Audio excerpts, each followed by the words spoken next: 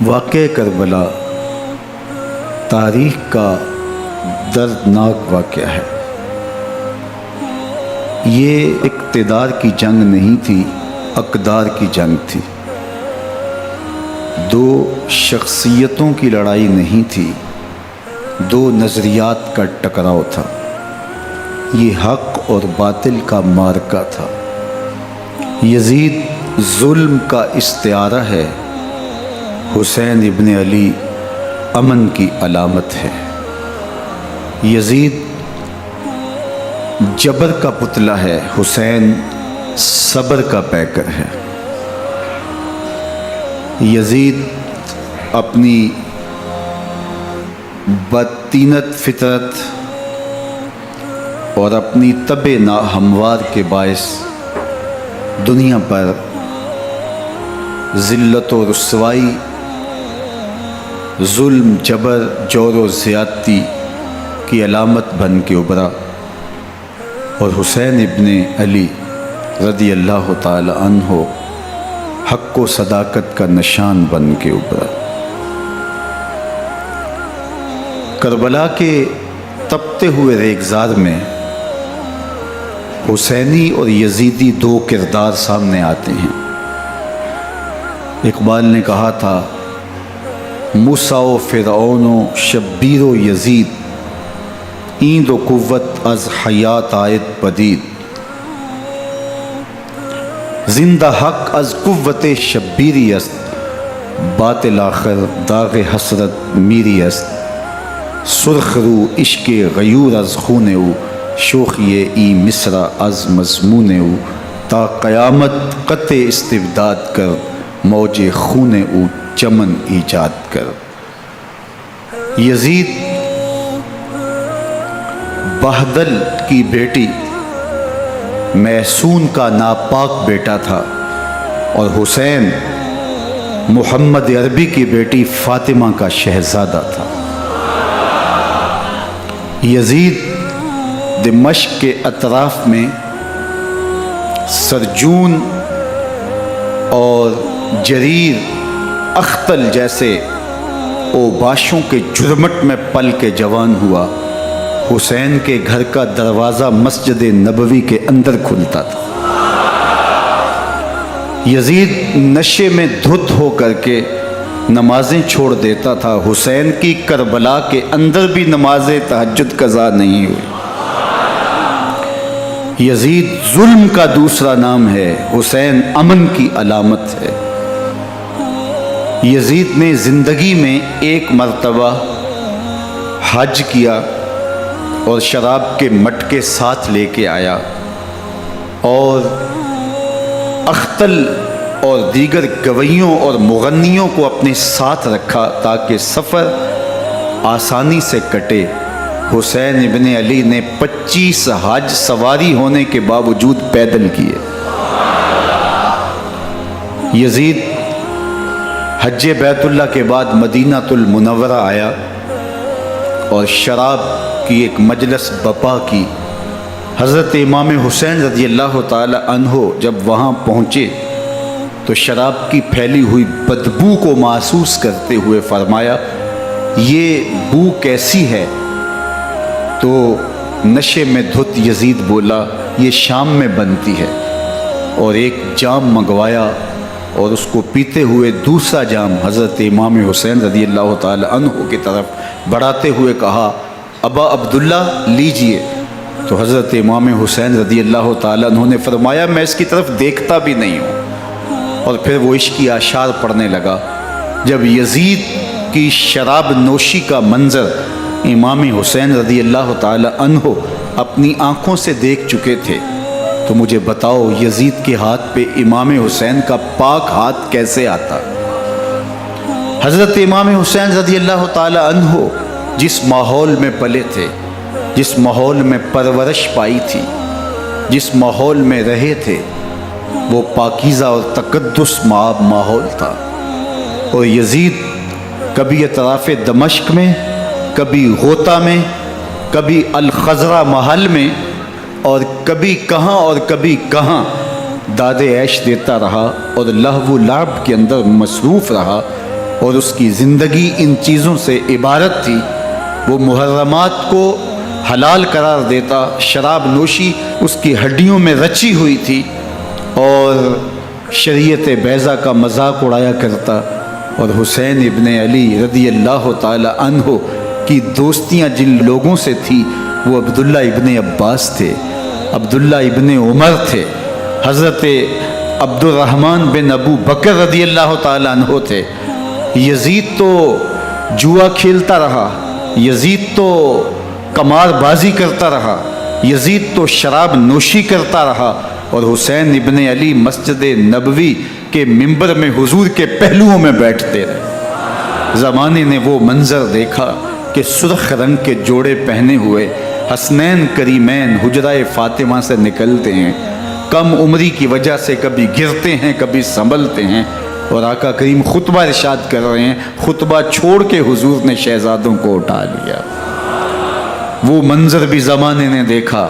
حضرت عبداللہ بن شداد کہتے ہیں کہ حضور سجدے میں تھے اور سجدہ اتنا طویل ہو گیا، ہمیں لگا یا تو وحی کا نزول ہو رہا ہے یا پھر اللہ کا حکم آ گیا اور اللہ کے محبوب کی روح قبض کر لی گئی۔ لیکن میں نے جب نظریں اٹھا کے ننکیوں سے دیکھا تو کیا منظر تھا کہ حسین ابن علی حضور کی پشت پہ بیٹھے ہوئے اور میرے آقا سجدے کو طول دے رہے ہیں۔ اللہ اکبر! حسین کے لیے پیغمبر کے سجدوں کو طول دیا جا رہا ہے۔ حسین ابن علی کبھی منبر پہ حضور کی اطراف میں بیٹھتے ہیں، وہ منظر بھی دنیا نے دیکھا کہ حضور کے مبارک کندھوں پر حسین ابن علی بیٹھے ہیں اور حضور کی زلفوں کو پکڑا ہوا ہے۔ تو حضرت عمر رضی اللہ تعالیٰ عنہ دیکھ کے کہتے ہیں واہ واہ کیسی سواری میسر آئی حسین ابن علی کو۔ تو میرے آقا مسکرا کے کہتے ہیں عمر سواری دیکھتے ہو سوار بھی تو دیکھو۔ اللہ اکبر! حضرت اسامہ بن زید بن حارثہ رضی اللہ تعالیٰ عنہ فرماتے ہیں رات کا ایک پہر گزر گیا اور مجھے حضور سے کوئی کام تھا۔ میں آقا کریم کی خدمت میں حاضر ہوا، در دولت پہ دستک دی۔ حضور تشریف لائے تو چادر اوڑی تھی، بکل کی ہوئی تھی میرے حضور نے، تو میں نے اپنی حاجت کہی تو حضور نے میری حاجت پوری کر دی۔ لیکن ایک منظر میں نے دیکھا کہ حضور نے جو چادر کی بکل فرمائی تھی اس کے اطراف میں پہلوؤں میں ابھار تھے جس طرح اندر کوئی ہو۔ مجھ سے نہ رہا گیا، میں نے پوچھ لیا، میں نے کہا بندہ نواز چادر کے اندر کیا ہے؟ فکشفہ، تو حضور نے چادر کو کھول دیا۔ فائز الحسن والحسین علی ورکہ، تو کہتے ہیں میں نے اپنی آنکھوں سے دیکھا ایک پہلو سے امام حسین لپٹے ہوئے تھے، ایک پہلو سے امام حسن لپٹے ہوئے تھے۔ فرمایا یہ میرے بیٹے ہیں، یہ میری بیٹی کے بیٹے ہیں، اے اللہ میں ان سے پیار کرتا ہوں، تو بھی ان سے پیار کر، جو ان سے پیار کرے اس سے بھی پیار کر۔ ان کی محبت کا درس دیا، ان کے پیار کا سبق پڑھایا، کہا ان سے پیار کرنے والا میرے سے پیار کرنے والا ہے، ان سے بغض رکھنے والا میرے سے بغض رکھنے والا ہے۔ ان کی تکلیف حضور کو بے چین کر دیتی تھی۔ حضرت سیدہ فاطمہ الزہرا رضی اللہ تعالی عنہ کے گھر کے قریب سے گزرے تو حضرت امام حسین کے رونے کی آواز آ رہی تھی، تو آقا کریم علیہ السلام نے فرمایا کہ فاطمہ حسین کو چپ کرواؤ، الا تعلمی ان بقاءہ یوزینی، تو جانتی نہیں حسین کا رونا مجھے دکھ دیتا ہے۔ حسین ابن علی کو حضور رونے نہیں دیتے تھے، ان کو دکھی نہیں ہونے دیتے تھے، کیونکہ رسول اللہ صلی اللہ علیہ وسلم جانتے تھے کہ یہ کتنے دکھ سہے گا، کتنی تکلیفوں سے گزرے گا اور کتنے مصائب سہے گا۔ زمانے نے وہ گھڑیاں بھی دیکھی کہ حضرت حذیفہ بن یمان رضی اللہ تعالیٰ عنہ فرماتے ہیں کہ میں حضور کی خدمت میں نماز مغرب کی ادائیگی کے لیے حاضر ہوا، اور میں نے یہ اجازت خاص طور پہ اپنی ماں سے اس شرط پہ لی تھی کہ امی آپ مجھے اجازت دیں، میں حضور کی خدمت میں حاضر ہوتا ہوں، مغرب کی نماز بھی ادا کروں گا اور پھر حضور سے عرض کروں گا حضور میرے لیے اور میری ماں کے لیے بخشش کی دعا کر دیجیے۔ ماں نے اس شرط پہ اجازت دے دی اور میں حضور کی خدمت میں آ گیا، نماز مغرب ادا کی، سلام پھرا، تو میرے دل میں آرزو تھی میں حضور سے عرض کروں حضور میرے لیے اور میری ماں کے لیے مغفرت کی بخشش کی دعا کر دیں، لیکن حضور عبادات میں، ذکر میں، نوافل میں ایسے مشغول ہوئے کہ میں آرزو رکھنے کے باوجود بھی عرض نہ کر سکا۔ خیر نماز عشاء کا وقت ہوا، اذان پکاری گئی، حضور مصلی پہ آئے، نماز پڑھی، سلام پھرا، تو میرے دل میں پھر خیال آیا کہ ماں سے ایک نماز کی چھٹی لی تھی، نمازیں بھی 2 ہو گئیں، ماں نے جاتے پوچھنا ہے حضور سے میرے لیے اور اپنے لیے مغفرت کی، بخشش کی دعا کروائی تھی، تو کیا جواب دوں گا؟ اور حضور اٹھے اور کاشانہ اقدس کی طرف چل دیے۔ اب میرے دل میں یہ خیال رہ کے آ رہا تھا کہ ماں کو کیا جواب دوں گا؟ میں تو حضور سے بخشش و مغفرت کی دعا کروا ہی نہیں سکا۔ جب حضور چل پڑے تو غیر ارادی طور پہ میں بھی حضور کے پیچھے چل پڑا۔ چلنے میں تھوڑی سی رفتار تیز ہو گئی، جس سے قدموں کی آہٹ پیدا ہوئی۔ تو جب آواز پیدا ہوئی تو حضور نے رخ پھیرے بغیر فرمایا من ھذا، میرے پیچھے پیچھے کون آ رہا ہے؟ پھر خود ہی کہا حذیفہ تو نہیں؟ تو میرا دل دھڑک رہا تھا، قلت نعم، میں نے کہا جی حضور میں حذیفہ ہوں۔ فرمایا ما حاجتک غفر اللہ لک ولامک، کیا کام ہے؟ اللہ تجھے بھی بخش دے، تیری ماں کو بھی بخش دے۔ اب جو کام تھا وہ جنبش لب سے پہلے ہی ہو گیا، یہاں تو لفظوں کا سہارا بھی نہیں لینا پڑتا، وہ بند لبوں کی بولیاں بھی سنتے ہیں۔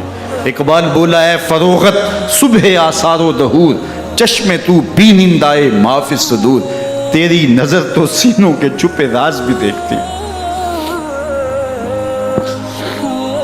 تو کہا ما حاجتوں کا غفر اللہ لک ولامک،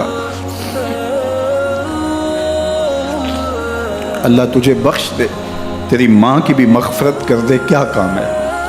اب جو کام تھا وہ تو ہو گیا۔ تو میرے حضور نے ارشاد فرمایا حذیفہ سنو، ابھی ایک فرشتہ آیا ہے جو اس سے قبل دھرتی پر پہلے کبھی نہیں آیا، آج پہلی مرتبہ اللہ سے اجازت لے کے 2 کام کرنے آیا ہے۔ ایک تو مجھے سلام کرنے آیا ہے، اور دوسرا خوشخبری دینے آیا ہے کہ آپ کی بیٹی فاطمہ جنتی عورتوں کی سردار ہے، اور حسن اور حسین جنتی جوانوں کے سردار۔ ایک طرف یزید ناپاک میسون کا پلیت بیٹا، اور ایک طرف محمد عربی کا نواسا، فاطمہ کے دودھ کا اثر، علی المرتضیٰ کے خون کی تاثیر، رسول اللہ صلی اللہ علیہ وسلم کے کندھوں پہ بیٹھنے والا۔ ایک دن حضور نے امام حسین رضی اللہ تعالیٰ عنہ کے ہاتھ پکڑ لیے اور ان کے پاؤں اپنے پاؤں پہ رکھے، اور پھر فرمایا بیٹے آگے بڑھو، اور ان کے پاؤں حضور کی پنڈلیوں پہ آئے۔ پھر کہا بیٹے اور آگے بڑھو، حتیٰ کہ ان کے پاؤں حضور کی رانوں پہ آئے۔ پھر فرمایا بیٹا اور آگے بڑھو، تو ان کے پاؤں حضور کے مبارک بطن اقدس پہ آئے۔ پھر بازوں کو کھینچ کے اپنے قریب کیا اور حسین ابن علی کے منہ میں اپنی زبان رکھ دی، اور وہ اس طرح چوس رہے تھے جس طرح کھجور چوسی جاتی ہے۔ تو اللہ کے محبوب علیہ السلام نے حسین ابن علی کو اپنی زبان کا لعاب دہن دے کر کے، وہ شیر رحمت دے کر کے، وہ کوثر و تسلیم سے پاکیزہ تر آب رحمت عطا کر کے ان کی ہمیشہ کے لیے پیاس بجھا دی، تاکہ کل کربلا کے تپتے ہوئے ریگزار میں حسین ابن علی کو پیاس کی شدت تنگ نہ کرے اور پائے استقلال میں لغزش نہ آنے پائے۔ ان نازوں سے پالے ہوئے حسین کو، ان محبتوں سے پالے ہوئے حسین ابن علی کو امتحان بھی اتنے بڑے درپیش تھے۔ یاری تیری سونا پر ازمیشاں تیریاں اگ، سونا پرکھیا جامدہ ہے نال اگاں دے لگ۔ جتنا بڑا شخص ہوتا ہے اتنی آزمائشیں بھی بڑی ہوتی ہیں۔ پیغمبر رحمت کی آغوش میں کھیلنے والا، حجرہ فاطمہ کا جانشین، مصلی رسول کا وارث، منبر رسول صلی اللہ علیہ وآلہ وسلم پر حضور کے مبارک پہلو اور گود میں بیٹھنے والا حسین، حضور کی زبان چوسنے والا حسین، حضور کے کندھوں پہ سواری کرنے والا حسین، آقا کریم علیہ الصلوۃ والسلام کے مبارک سجدے کی حالت کے اندر حضور کی پشت پہ کھیلنے والا حسین، جس حسین کا دروازہ مسجد نبوی کے اندر کھلتا تھا اور یزید کی کرتوتوں کے چشم دید گواہ تھے۔ یزید جب تخت نشین ہوتا ہے تو اسے یہ فکر ہوتی ہے کہ امام حسین، عبداللہ بن زبیر، عبداللہ بن عمر، عبداللہ ابن عباس یہ میری بیعت کریں۔ اور وہ ولید بن عقبہ کو لکھتا ہے کہ ہر صورت میں ان کی بیعت لو، اور اگر بیعت نہ دیں تو سختی کرو۔ حضرت امام حسین رضی اللہ تعالی عنہ کو بلاوا آتا ہے کہ آپ کو دارالامارت میں گورنر ہاؤس میں بلایا جا رہا ہے۔ ولید بن عقبہ کا پیغام آپ کو پہنچتا ہے۔ آپ اس وقت فرماتے ہیں کہ اس وقت جو پیغام پہنچا ہے وہ کسی خطرے سے خالی نہیں ہے، تو کچھ سواروں کو ساتھ لیا، کہا تم دارالامارت کے باہر کھڑے رہنا، اگر میری آواز بلند ہوئی تو اندر آ جانا، ورنہ تم انتظار کرنا۔ آپ اندر گئے۔ ولید بن عقبہ نے مروان کو بھی بلایا تھا۔ مروان بن حکم یہ گورنر مدینہ ولید سے پہلے رہ چکا ہے، تو اس نے مشورہ دیا کہ سختی کی جائے۔ خیر ولید بن عقبہ نے کہا کہ یہ خط ہے، حضرت امیر معاویہ کا انتقال ہو گیا اور یزید تخت نشین ہوا ہے، لہٰذا وہ آپ سے بیعت کا مطالبہ کرتا ہے۔ تو حضرت امام حسین رضی اللہ تعالیٰ عنہ نے فرمایا کہ میرے جیسا شخص یوں چھپ کے بیعت نہیں کر سکتا، اور آپ واپس پلٹے۔ مروان بن حکم نے ولید بن عقبہ کو کہا کہ یہ موقع ہے جانے نہ دیا جائے، اگر یہ نکل گئے تو دوبارہ تم قابو نہیں پا سکو گے، اور انہیں یہیں قتل کر دیا جائے۔ حضرت امام حسین رضی اللہ تعالیٰ عنہ نے یہ بات سن لی۔ کہتے ہیں حضرت امام حسین انہی قدموں کے بل واپس پلٹے اور مروان بن حکم سے مخاطب ہو کے کہا، مروان کیا بول رہا ہے؟ وہ خاموش ہو گیا۔ فرمایا تو جانتا نہیں ہم کون ہیں؟ آنا حسین ابن علی ابن ابی طالب، میں حسین ہوں، میں علی کا بیٹا ہوں۔ ہمارے گھر میں قرآن اترتا رہا ہے، وحی کا نزول ہوتا رہا ہے، اور یزید فاسق ہے، فاجر ہے، مسلمانوں کا قاتل ہے اور شرابی ہے۔ میں ڈنکے کی چوٹ پہ یزید کی بیعت سے انکار کرتا ہوں۔ بس حیدری کچھار سے محمدی شیر نکل آیا ہے۔ اب اوسان خطا ہو گئے، راستہ چھوڑ دیا، واپس آئے، سیدہ زینب سے ملے، کہا مدینے کو چھوڑنا پڑے گا۔ کہا بھیا کیا ہوا؟ کہا یزید بیعت لینے پہ مصر ہے، اور میں کسی صورت بھی بیعت نہیں کروں گا۔ رسول اللہ کا مدینہ ہمارے خون سے لالہ زار بنے گا، میں نہیں چاہتا کہ حضور کے شہر نور کی حرمت پامال ہو۔ دوستو وہ کیسا منظر ہوگا جب حسین ابن علی نے آخری حاضری حضور کے روضے پہ دی ہوگی۔ حاجی یا معتمر 10 دن کے لیے، 8 دن کے لیے، 20 دن کے لیے مدینہ المنورہ عارضی سکونت اختیار کرتا ہے، اور حضور کے روضہ انور سے، اس شہر نور سے، ان گلیوں سے، ان بام و در سے ایسا مانوس ہو جاتا ہے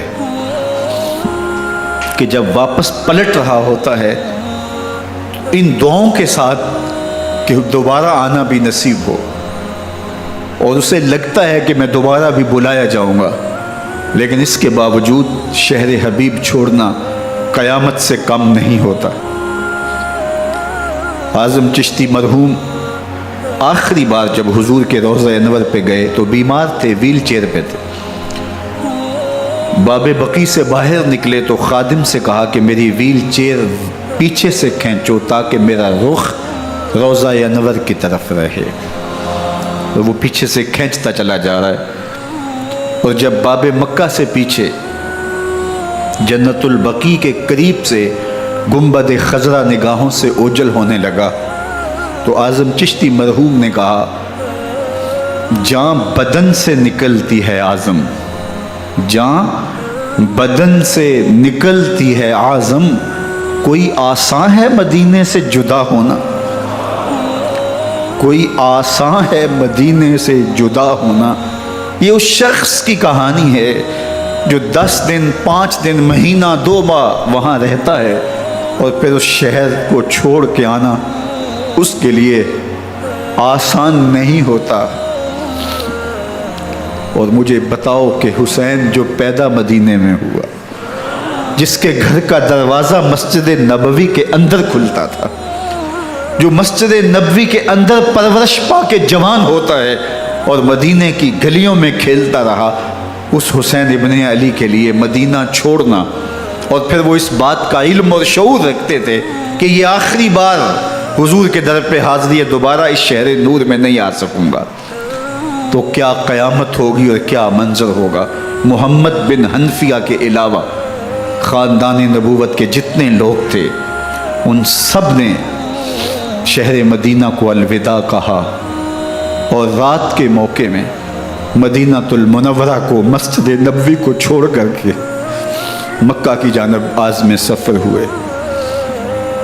3 شعبان المعظم کو مکہ المکرمہ پہنچتے ہیں، ادھر کوفیوں کے خطوط آنے شروع ہو جاتے ہیں۔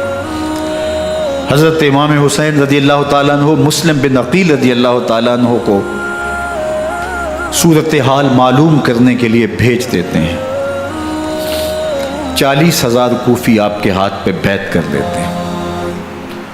ادھر 25 پیدل حج کرنے والے حضرت امام حسین 8 ذی الحج کو احرام باندھتے ہیں، لیکن آپ کو پتہ چلتا ہے کہ حاجیوں کے روپ میں قاتل چھپا دیے گئے، تو آپ اس احرام کو حج کی بجائے عمرے میں بدلتے ہیں اور کوفے کی جانب عازم سفر ہوتے ہیں۔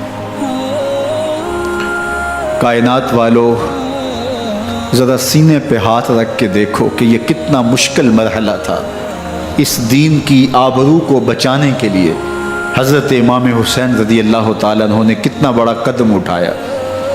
آپ کے بہی خواہ، دوست، احباب عبداللہ بن عمر یہ سارے روکتے ہیں۔ عبداللہ بن عباس کہتے ہیں حضرت نہ جائیے، الکوفی لا یوفی، کوفی کبھی وفا نہیں کرتے، آپ کے والد کو وہاں شہید کیا گیا، لیکن آپ ایک فرض کو نبھانے جا رہے ہیں۔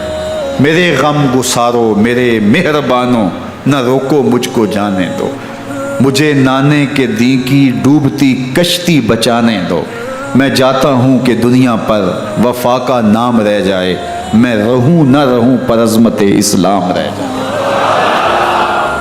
میں نہیں جاتا تو نبی کے گھر کی آن جاتی ہے، میں نہیں جاتا تو نبی کے گھر کی آن جاتی ہے، تمہارا دین جاتا ہے، میری غیرت ایمان جاتی ہے۔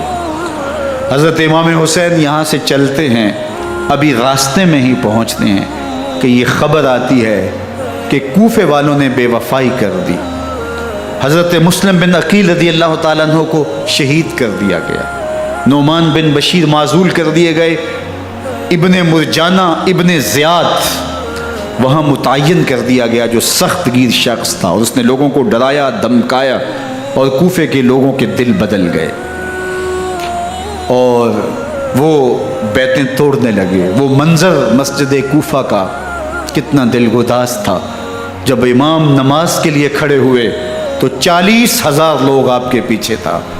جب سلام پھیرا اور امام نے دیکھا کہ پیچھے لوگ نہیں ہیں، پھر لوگوں نے اپنے دروازے بھی بند کر لیے۔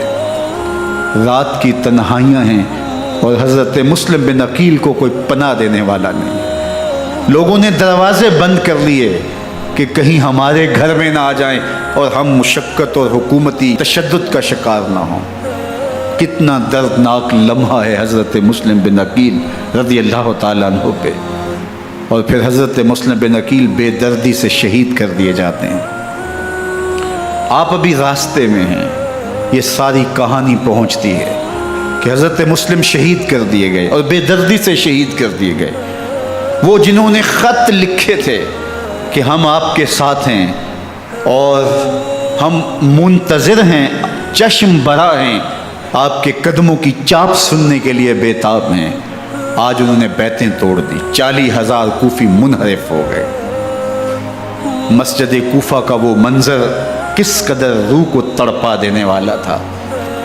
ہم پچھلے سال عصر اور مغرب کے درمیان جب کوفہ پہنچے تو سورج ڈوبنے کے قریب تھا۔ میں نے اپنی زندگی میں اتنا اداس موسم کہیں نہیں دیکھا جتنا اداس موسم کوفے میں دیکھا۔ ایسے لگتا تھا جس طرح کوفے کی آب و ہوا آج بھی شرمندہ ہے جو مسلم بن عقیل اور خاندان نبوت کے ساتھ اہل کوفہ نے کیا۔ حضرت امام حسین رضی اللہ تعالیٰ عنہ کو ان کے بہی خواہوں نے، اعزاء نے، اقربا نے، دوستوں نے، آوان و انصار نے، ساتھیوں نے کہا کہ حضرت حالات یکسر تبدیل ہو گئے، اب ہمیں مراجعت کر جانی چاہیے، واپس پلٹ جانا چاہیے۔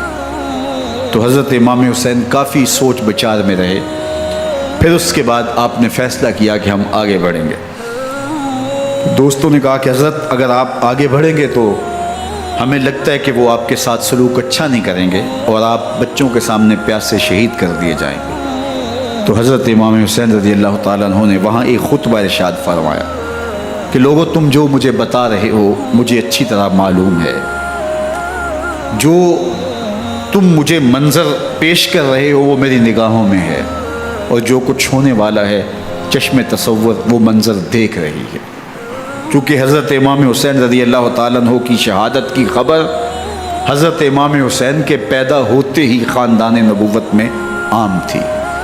حضور علیہ الصلوۃ والسلام کو یہ بات جبریل امین نے آ کے بتائی تھی جب حسین ابن علی کے ساتھ حضور محبت کا اظہار کر رہے تھے، تو یہ جبریل امین نے آ کے کہا تھا حضور آپ کا یہ بیٹا ارض طف میں شہید کر دیا جائے گا، اور کربلا کی مٹی لا کے حضور کو دی اور ام سلمہ کو حضور نے عطا کر دی۔ حضرت ام سلمہ کہتی ہیں کہ ایک دن میں سوئی تو خواب دیکھا کہ حضور کے مبارک بال بکھرے ہوئے ہیں اور سخت پریشان ہیں، تو میں نے کہا کہ حضور آپ کی یہ کیا حالت ہے؟ وَبِيَدِهِ قَارُورَةٌ، اور حضور کے ہاتھ میں ایک شیشی ہے، فِيهَا دَمٌ، جس کے اندر خون ہے۔ تو میں نے کہا حضور یہ کیا؟ فرمایا میں قتل گاہ حسین سے آ رہا ہوں اور یہ حسین ابن علی کا خون ہے۔ تو کہا 10 محرم کا دن تھا، دوپہر کا یہ منظر تھا، میں کیلولہ کر کے اٹھی، جب میں نے دیکھا تو وہ شیشی جس میں کربلا کی مٹی رکھی تھی وہ خون بن چکی تھی۔ تو یہ خبر پہلے دی گئی تھی، یہ بتا دیا گیا تھا۔ فرمایا میرے دوستو جو تم مجھے بتاتے ہو میں اس سے بے خبر نہیں ہوں، یہ سب کچھ ہونے والا ہے، لیکن اس کے باوجود میں کیوں جا رہا ہوں؟ تو آپ کا ایک تاریخ ساز جملہ ہے جو کربلا کے فلسفے کو ہمارے سامنے رکھتا ہے کہ یہ اتنا بڑا امتحان کیوں دیا۔ حضرت امام حسین رضی اللہ تعالیٰ عنہ نے فرمایا وَلَكُمْ فِيَّ أُسْوَةٌ، میں اس لیے جا رہا ہوں قیامت تک ظلم، جبر اور ناانصافی کے خلاف کھڑے ہونے والوں کے لیے کوئی نمونہ تو ہو۔ میری زندگی قیامت تک ظلم، جبر اور استحصالی نظام کے خلاف کھڑے ہونے والوں کے لیے نمونہ ہے۔ تو حضرت امام حسین رضی اللہ تعالیٰ عنہ نے حق اور باطل کے درمیان ایک سرخ لکیر کھینچ دی اپنے خون سے۔ اب حق اور باطل کا امتیاز کرنا مشکل نہیں ہے، کوئی باطل پہ اڑا رہے تو الگ بات ہے، لیکن امتیاز کرنا مشکل نہیں ہے۔ حدود بالکل واضح کر دی۔ اقبال نے یہاں کتنی خوبصورتی کے ساتھ اس مضمون کو نبھایا۔ سرخ رو عشق غیور از خون او، شوخی این مصرع از مضمون او، تا قیامت قطع استبداد کر، موج خون او چمن ایجاد کر۔ ایک جہاں آباد کر دیا، حق اور باطل کی راہیں اجال دی۔ اب لوگوں کو یزید کا چہرہ پہچاننے میں دیر نہیں لگتی، وقت کے ہر یزید کا چہرہ آسانی سے پہچانا جا سکتا ہے۔ یہ معرفت زمانے کو کروائی کس نے؟ حسین ابن علی نے کروائی رضی اللہ تعالی عنہ۔ تو حضرت امام حسین نے فرمایا کہ جو میرے ساتھ ہونے والا ہے میں اچھی طرح جانتا ہوں، لیکن میں اس کے باوجود آگے بڑھوں گا۔ پھر بڑھے اور کربلا میں جا کے خیمہ زن ہو گئے۔ 7 محرم کو پانی بند کر دیا گیا، پانی بند ہوا تو کھانا بھی میسر نہیں تھا، لیکن ذکر پانی کا ہوتا ہے اس لیے کہ کھانے کے بغیر انسان کئی دن کاٹ لیتا ہے، لیکن پانی کے بغیر گزر نہیں ہوتی۔ تو فرات کی نہر سامنے اپنی موجوں کے ساتھ چمک رہی ہے، لیکن ایک قطرہ آب بھی آل رسول کو نہیں دیا جا رہا۔ کائنات کے اندر ایسے انوکھے امتحان بھی ہوتے ہیں، وارث ہوں ساقی کوثر کے، مالک ہوں حوض کوثر کے، اور بیٹے ہوں ساقی کوثر کے، اور آج ایک بوند پانی کی بھی میسر نہ ہو۔ صبر کا امتحان ہے، عزیمت کا امتحان ہے۔ حضرت امام حسین رضی اللہ تعالیٰ عنہ خیمہ زن ہو گئے، 3 دن تک پانی بند رہتا ہے۔ 9 محرم کو رات کی تنہائی میں حملہ آور ہونا چاہتے ہیں، لیکن آپ نے کہا کہ ہمیں اللہ کے حضور عبادت اور ذکر کے لیے وقت دیا جائے۔ ساری رات ذکر میں گزرتی ہے، عبادات میں گزرتی ہیں۔ رات کے اندھیرے میں آپ چراغ بجھا دیتے ہیں۔ آوان و انصار کو کہتے ہیں کہ ان کی دشمنی میرے ساتھ ہے، انہیں میرا خون چاہیے، اگر تم رات کی تاریکی میں نکل جاؤ تو میں تم سے کوئی مواخذہ نہیں کروں گا، اور یہ بھی تمہارا پیچھا نہیں کریں گے، اس لیے کہ ان کا مطلوب تم نہیں ہو، ان کا مطلوب میں ہوں۔ جب چراغ جلایا تو کوئی بھی نہیں گیا۔ مسلم بن نوسجہ کھڑے ہو کے کہتے ہیں حضرت اگر ہمارے بدن کو 70 بار کاٹا جائے اور جلایا جائے اور ہواؤں میں اڑا دیا جائے پھر بھی آپ کا ساتھ نہیں چھوڑیں گے۔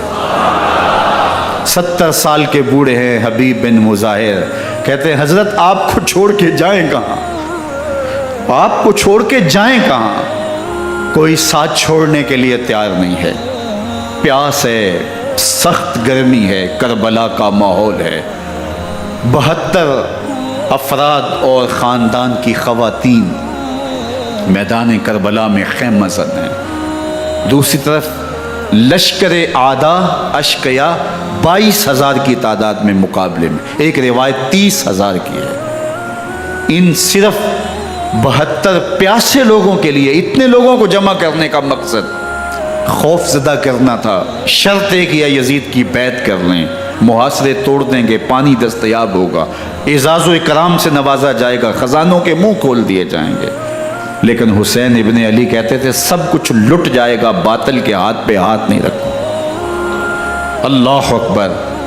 اب صبح طلوع ہوتی ہے، عاشور کا دن چڑھتا ہے، سورج اپنی پوری تمازت کے ساتھ گرمی برسا رہا ہے۔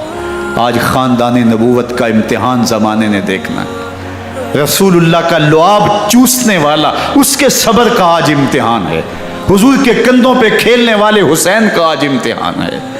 اللہ اکبر۔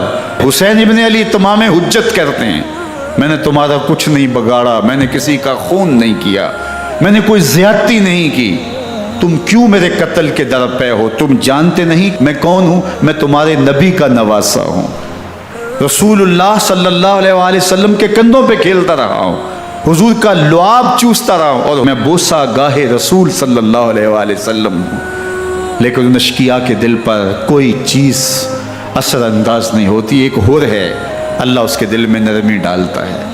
پہلے تو امام حسین کو گھیر کے لے کر کے آتا ہے، لیکن بعد میں وہ قافلہ یزید سے قافلہ حسین کی طرف آ جاتا ہے۔ امام حسین فرماتے ہیں تو دنیا میں بھی ہو رہا ہے، آخرت میں بھی ہو رہا ہے، آزادی مل جاتی ہے۔ باقی 22,000 کا لشکر جرار امام حسین کے قتل کے در پہ ہے۔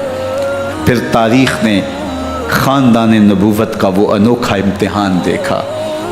حضرت امام حسین کے بچے بالخصوص خواتین پیاس کی شدت میں حلق خشک ہیں۔ حضرت سکینہ تڑپ کے اپنے باپ سے کہتی ہیں کہ مجھے 6 ماہ کے علی اصغر کی پیاس نہیں دیکھی جا رہی۔ بچے کو ہاتھوں پہ اٹھاتے ہیں اور نہر فرات کے کنارے پہنچ کے فرماتے ہیں اشقیاء سے مخاطب ہو کے تمہارا معاملہ میرے ساتھ ہے، اس 6 ماہ کے بچے نے تمہارا کچھ نہیں بگاڑا، اور چلو بھر کے اس کا حلق سیراب کرنا چاہتے ہیں۔ ایک 2 شاخہ تیر آتا ہے جو حضرت علی اصغر کے گلے کو چیر دیتا ہے۔ راوی لکھتے ہیں کہ وہ عام تیر نہیں تھا، جانوروں کو شکار کرنے کے لیے جو بڑے تیر ہوتے ہیں وہ 2 شاخہ تیر تھا۔ وہ گردن کو کاٹ دیتا ہے، خون بہنے لگتا ہے، گردن لٹک جاتی ہے۔ حضرت امام حسین وہ بہتا ہوا خون اپنے چلو میں لیتے ہیں اور آسمان کی طرف اچھال کے کہتے ہیں مالک حسین کی یہ قربانی بھی قبول۔ یہ تماشا لب بام نہیں ہے، بچہ بیمار ہو ڈاکٹر جواب دے دیں، ماں باپ کے ہاتھ پھول جاتے ہیں، زندگی کی سانسیں ابھی چل رہی ہوتی ہیں، لیکن ڈاکٹر کہے کہ یہ میرے بس کا روگ نہیں ہے، کہیں اور لے جاؤ، تو زندگی کا لف و نشر غیر مرتب ہو جاتا ہے۔ میں سلام پیش نہ کروں حسین ابن علی کو، 6 ماہ کا علی اصغر ہاتھوں میں دم توڑتا ہے، گردن لٹک جاتی ہے، خون بہہ رہا ہے، اب خیموں کی طرف بڑھ رہے ہیں، لیکن زبان پہ شکایت نہیں ہے، کہتے ہیں مالک حسین کی یہ قربانی قبول کر لے۔ اب خیموں کی طرف آنا، شہربانوں، ام رباب، سیدہ زینب، حضرت سکینہ سلام اللہ علیہا کا سامنا کوئی آسان کام نہیں تھا، لیکن حسین ابن علی آتے ہیں، شہزادے کو یہاں خیموں کے قریب رکھ کے کہتے ہیں کہ یہ حوض کوثر سے سیراب ہو گیا ہے۔ اللہ اکبر! کوہرام مچ جاتا ہے خیموں کے اندر، کیا منظر ہوگا، اور ان کو کن الفاظ کے پیرائے میں ڈھال کر کے ان کیفیات کو بیان کیا جا سکتا ہے جو اہل بیت کے خیموں کے اندر علی اصغر کی شہادت کے بعد کا منظر رقم ہو رہا ہوگا۔ اللہ اکبر! ادھر اشکیا آوازیں دے رہے ہیں، مبارزت کے لیے پکار رہے ہیں۔ زمانے نے پھر وہ منظر بھی دیکھا کہ جوان بیٹے کو 18 سال کی کمائی حضرت امام حسین میدان عمل میں بھیج رہے ہیں۔ وہ علی اکبر جو حسین کا نور نظر ہے، آنکھوں کا قرار ہے، دل کی تسکین ہے۔ اور پھر حضرت علی اکبر جب گھوڑے کی زین سے فرش زمین پہ گرتے ہیں تو باپ کو آواز دیتے ہیں، اور حضرت امام حسین جو ہے وہ آگے جا کے بیٹے کی لاش اٹھاتے ہیں۔ اللہ اکبر! 18 سال کے بیٹے کی لاش کو کندھوں پہ اٹھا کے خیموں تک لاتے ہیں اور ہاتھ پھیلا کے کہتے ہیں مالک حسین کی یہ قربانی بھی قبول فرما۔ کبھی قاسم بن حسن کی لاش اٹھا کے لاتے ہیں، کبھی اون و محمد کی لاشیں اٹھا کے لاتے ہیں، بھتیجوں کی، بھانجوں کی، بھائی عباس کے کٹے ہوئے بازو اور زخموں سے چھدا ہوا لاشا۔ کیا کیا قیامتیں تھیں جو اس کربلا کے ایک میدان کے اندر نہیں توڑی گئیں۔ حضرت امام حسین پر دکھ پہ دکھ، تکلیفوں پہ تکلیفیں۔ اب 71 لاشیں اٹھا کے خیموں تک پہنچا چکے، اور ادھر مبارزت کی دعوت دی جا رہی، آؤ میدان عمل میں آؤ، اب دیر کیوں کر رہے ہو۔ رسول اللہ کا حرم، رسول اللہ کی شہزادیاں جو نازوں میں پلی تھی، وہ کلیاں جو شبنم کا بوجھ بھی گوارا نہیں کر سکتی تھی، آج مصیبتوں کے پہاڑ ٹوٹ گئے۔ حضرت امام حسین کبھی شہربانوں کو، کبھی ام رباب کو دلاسا دیتے ہیں، کبھی حضرت زینب کو کہتے ہیں۔ حضرت زینب کربلا کے اس میدان کے اندر بڑے حوصلے کے ساتھ اپنے بھائی کے ساتھ کھڑی رہی، اپنے 2 بیٹے راہ خدا میں پیش کیے، ان کی لاشیں وصول کی، لیکن زینب جس جرأت کے ساتھ، جس پامردی کے ساتھ اس سارے منظر کو حوصلے کے ساتھ سہتی رہی، وہ یقیناً حوصلہ سیدہ زینب سلام اللہ علیہا کا ہی ہے۔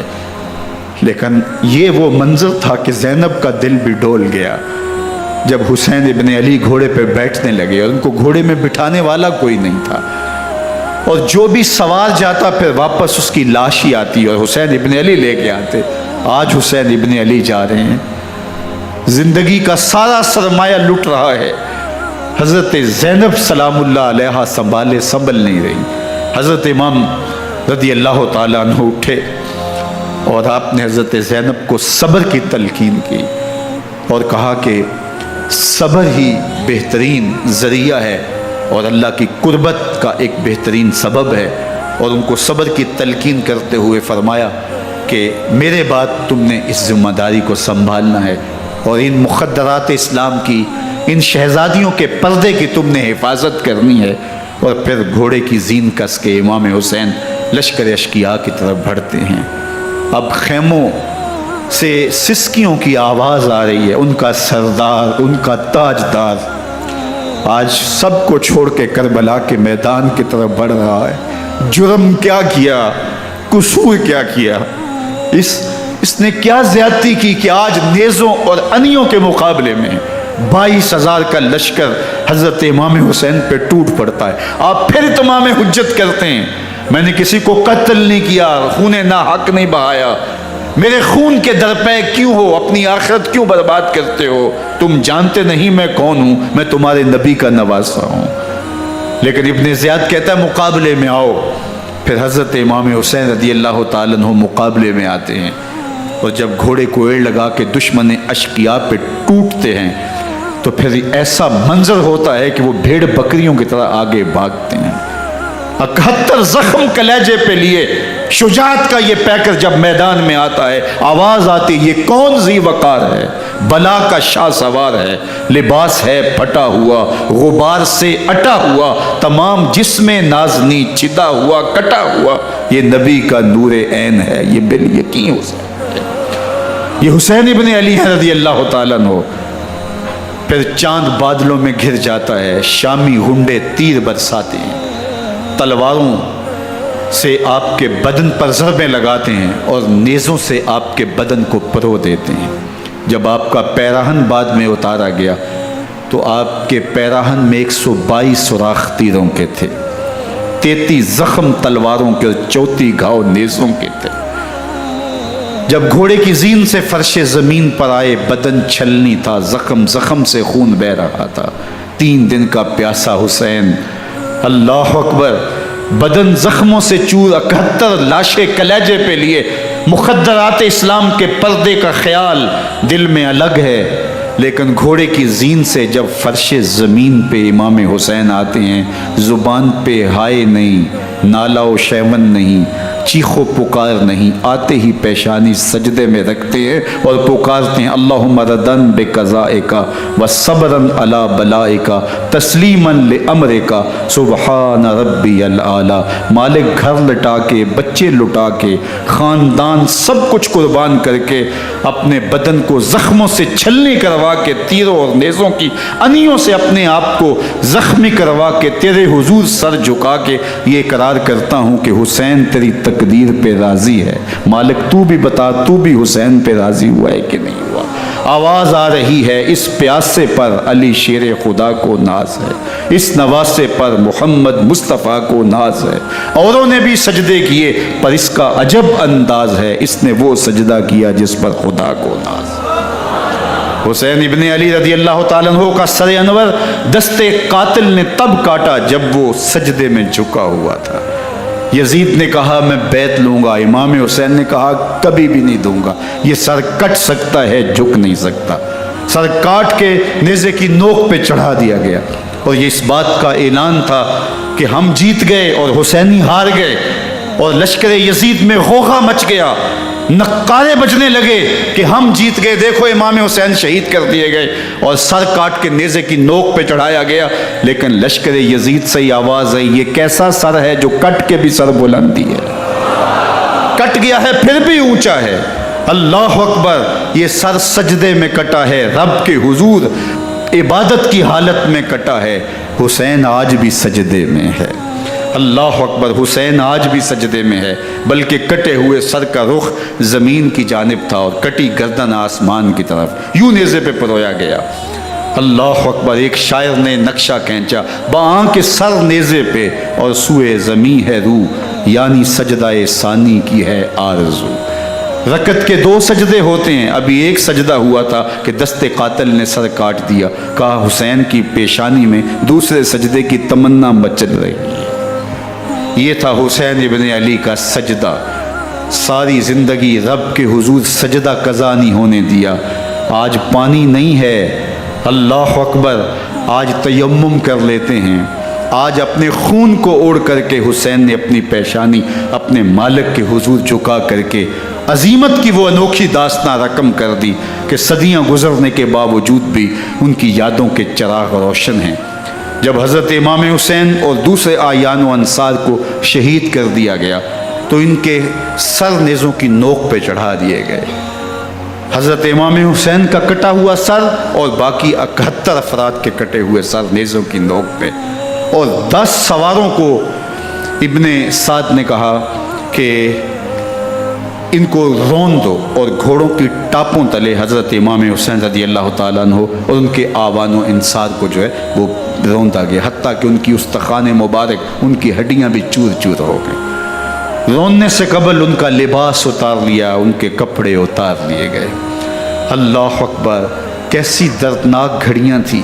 یزید کا صرف یہی بد کرداری کا مرحلہ نہیں تھا، اس کربلا کے صحرا کے اندر یزید نے جس طرح امام حسین رضی اللہ تعالیٰ عنہ کو شہید کیا اور حضرت امام حسین کے خاندان کو شہید کیا، جب مدینہ المنورہ پر یزید نے مسلم بن عقبہ کو مقرر کیا جس کو بزرگوں نے مصرف بن عقبہ کہا ہے، تو اس کو کہا 3 دن تک مدینے کا حرم تمہارے لیے حلال ہوگا، جو چاہو تم کرنا، اور شامی فوجوں کو اجازت ہوگی۔ تو وہاں بھی انہوں نے 10,000 تابعین اور 700 صحابہ کو شہید کیا۔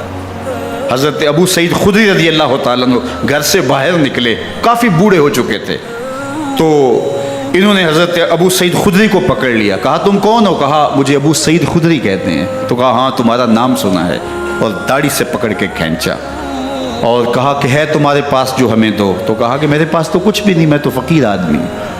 تو ان کے گھر ان کو لے گئے، تو 2 کبوتر رکھے تھے حضرت ابو سعید خدری نے، تو وہ کبوتر لوٹ کے لے گئے۔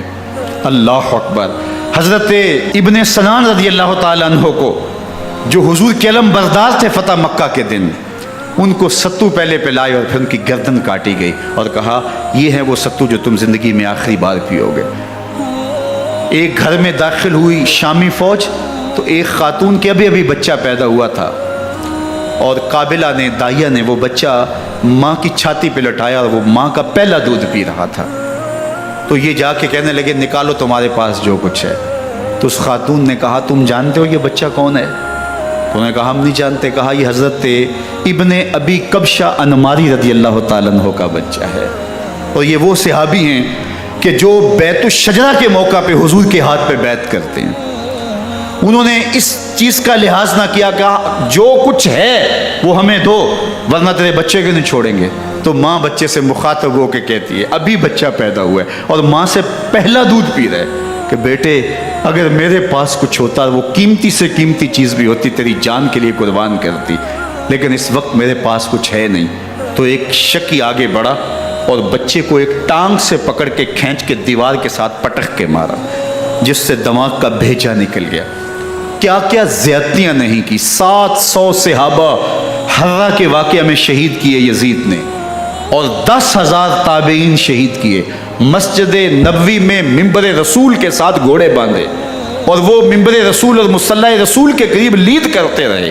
حضرت سعید عبد المسیب فرماتے ہیں میں نابینا تھا اور حضور کے روضہ انور کے پاس بیٹھا تھا، اور یزید کے سپاہی آتے، جو بھی مسجد میں نظر آتا پکڑ کے لے جاتے، مجھے نابینا سمجھ کے چھوڑ دیتے، لیکن میں پریشان تھا کہ ظہر کا وقت ہوگا، عصر کا وقت ہوگا، مغرب عشاء کا وقت ہوگا، نہ اذان نہ اقامت نہ جماعت، تو کیسے مجھے پتہ چلے گا کہ نماز کا وقت ہو گیا، اور کیسی میری نمازوں کا کیا بنے گا؟ میں اس فکر میں بیٹھا تھا۔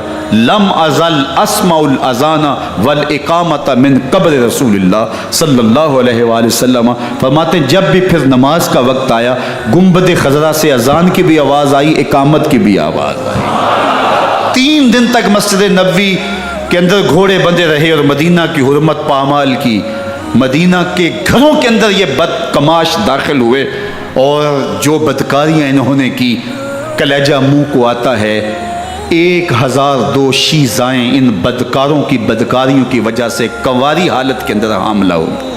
3 دن تک مدینے کا حرم انہوں نے پامال کیا، اور پھر مکہ المکرمہ میں کعبۃ اللہ پر گولے برسائے، اور کعبہ کا غلاف جل گیا۔ وہ تو یزید مر گیا، اور حضرت عبداللہ ابن زبیر رضی اللہ تعالیٰ عنہ نے اپنی خلافت کا اعلان کیا۔ یزید کے یہ کرتوت تھے، ادھر اہل مدینہ کو ستایا، ادھر اہل مکہ کو ستایا، اور رسول اللہ صلی اللہ علیہ وسلم کے خانوادے کی بے حرمتی اور توہین کی۔ نہ صرف انہیں قتل کیا گیا، ان کی لاشوں پہ گھوڑے دوڑائے۔ ابن سعد اور شمر جو ہے وہ خیموں میں داخل ہوا اور مخدرات اسلام کی چادریں چھیننے کی کوشش کی۔ حضرت زینب سلام اللہ علیہ نے مخاطب ہو کے کہا ہمارے چہرے کے رکھوالے چلے گئے ہیں، ظالم تو خیال نہیں کرتا ہم رسول اللہ کی بیٹیاں ہیں۔ حضرت شہربانو، حضرت زین العابدین اور حضرت زینب سلام اللہ علیہ، ان تینوں کو ایک اونٹ پہ باندھا گیا، اور باقی اونٹوں پہ باقی سادات کو، حضور کی شہزادیوں کو باندھا گیا، رسیوں میں جکڑا گیا، اور اونٹوں پہ باندھ کر کے کوفے کی جانب آگے آگے شہیدوں کے سر چل رہے ہیں، اور پیچھے یہ قافلہ چل رہا ہے۔ اور جب یہ قافلہ وہاں سے گزرا جہاں لاشیں پڑی تھی، امام زین العابدین 14 سال کے تھے اور بیمار تھے، اور ان کا حوصلہ نہ ہوا، وہاں غشی ان کے اوپر آنے لگی، اور وہ منظر ابن کثیر نے، باقی لوگوں سب نے لکھا ہے کہ پھر جب ان کی یہ حالت ہوئی تو پھر سیدہ زینب سلام اللہ علیہا، جنہوں نے ابھی تک بڑے حوصلے کے ساتھ ساری مشکلات کا مقابلہ کیا تھا، اب ان کے بندھن ٹوٹ گئے اور آنکھوں سے آنسو بہنے لگے، اور سیدہ زینب تھے امام حسین رضی اللہ تعالیٰ عنہ کی لاش پہ کھڑے ہو کے، اور وہ روندی ہوئی لاش، ٹوٹی ہوئی ہڈیاں، اور وہ پریشان بدن، کٹا ہوا سر نیزے کی نوک پہ، اور لاش یہ پڑی ہے، تو حضرت سیدہ زینب نے مدینے کی طرف منہ کر کے جو ہے وہ حضور سے فریاد کی، یا محمد آہو، یا محمد آہو، ھذا حسین بالآراء مزمل بالدماء، یا محمد آہو بناتوں کا سبایا۔ رسول اللہ، اے پیارے آقا، یا جد آہو، اے ہمارے نانا محترم، یہ دیکھیے آپ کا حسین پڑا ہوا ہے، بدن سے کپڑے اتار لیے گئے، خاک ہوائیں اڑا رہی ہیں، اور اس کے اوپر چادر جو ہے وہ مٹی کی پڑ گئی ہے، حضور آپ کی اولاد کاٹ دی گئی، اور پھر کہا بناتوں کا سبایا، حضور دیکھیے آپ کی بیٹیوں کے ہاتھ باندھ دیے گئے ہیں، اونٹوں پہ کس دیا گیا ہے، سر شہیدہ آگے آگے چل رہے ہیں، اور حضرت سیدنا امام حسین کا آگے آگے سر ہے۔ راستے کے اندر ایک جگہ آئی، رات گزری اور ان کو اتارا گیا، رات کا موقع تھا، ایک خاتون آئی اور اس نے کوئی کھانا پیش کیا ان کو، اور کہا کہ میں کسی زمانے میں حضرت سیدہ فاطمہ زہرا کی نوکری کیا کرتی تھی، ان کی لونڈی تھی، ان کی کنیز تھی، اور آج مجھے پتہ چلا کہ آپ لوگ گزر رہے ہیں، تو میں نے کہا کہ میں اپنی مخدومہ کے خاندان کی خدمت کروں۔ اور پھر اس نے کہا کہ اس وقت سیدہ کی گود میں ایک 6-7 ماہ کی بچی تھی جس کو زینب کہا کرتے تھے، تو سیدہ زینب نے کہا کہ اماں اگر پہچانتی ہو تو وہ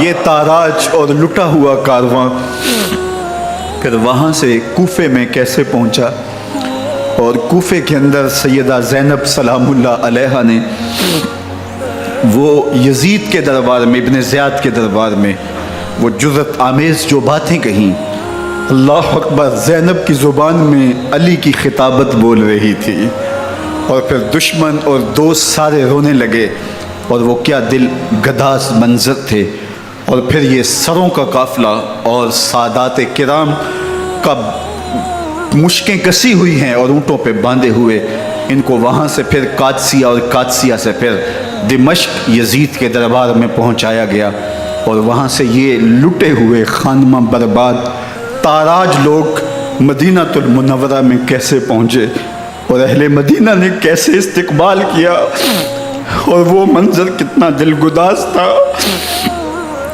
جب اہل مدینہ زینب سے پوچھتے تھے زینب حسین کہاں ہے؟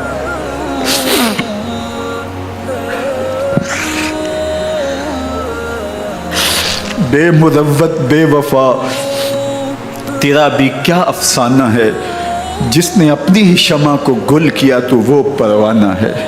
اپنے پیغمبر کے شہزادوں کو اور اپنے پیغمبر کی شہزادیوں کو جو دکھ اس امت نے دیے، یہ کائنات کی ایک انوکھی داستان ہے۔ اللہ ہمیں اسوہ شبیری پہ عمل کی توفیق عطا کرے اور ان کے نقوش پاک کی برکتیں دے، اہل بیت کی محبت ہماری روحوں میں جذب کر دے، اور جس عظیمت کے ساتھ، جس حوصلے کے ساتھ انہوں نے دکھوں کو جھیلا، جو دہکتی آگ کے شعلوں پہ سویا وہ حسین، جو جواں بیٹے کی میت پر نہ رویا وہ حسین، جس نے سب کچھ کھو کے کچھ نہ کھویا وہ حسین، مرتبہ اسلام کا جس نے دوبالا کر دیا، خون نے جس کے دو عالم میں اجالا کر دیا، جو کہ سوزے غم کو سانچے میں خوشی کے ڈھال کے، مسکرایا موت کی آنکھوں میں آنکھیں ڈال کے۔ اے حسین ابن علی تم پر سلام، نازش آل نبی تم پر سلام۔ ذرا میرے ساتھ یہ پڑھ لیجئے، اے حسین ابن علی تم پر سلام، نازش آل نبی تم پر سلام، تم پہ لاکھوں رحمتیں لاکھوں سلام، اے شہیدان محبت کے امام، لالا گوں لالا بدن لالا کفن، اے چمن اندر چمن، زندگی ہی زندگی تیری حیات، اے حیات اندر حیات، افتخار ملت بیضا ہے تو، رب کعبہ کی قسم